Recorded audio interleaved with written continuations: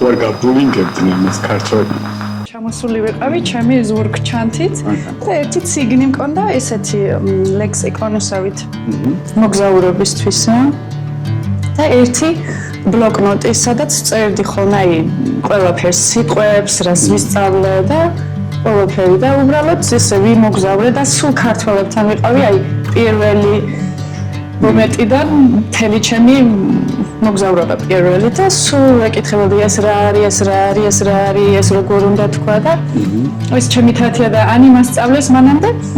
გამარჯობა და მადლობა. მაგ სიტყვებით ჩამოვედი რა.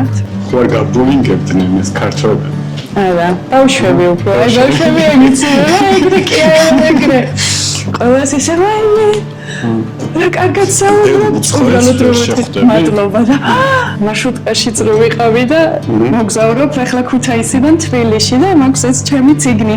ჩემს გვერდზე მართლა ქართველები არავინ არ იცის არც ერთი ენა, რომელიც მეც ვიცი და უბრალოდ ვაჩვენე ხოლმე აი და იქ წერია როგორ უნდა გამოთქვა და ეგრე უთხარი და გავხადა და მე მაინც რაღაცნაირად გიხსნა ხო? თუშეთშიც რო ვიყავი, იქაც არ იცოდნენ ინგლისური და რაღაცნაირად აი ხელით ციგნით აქვს რა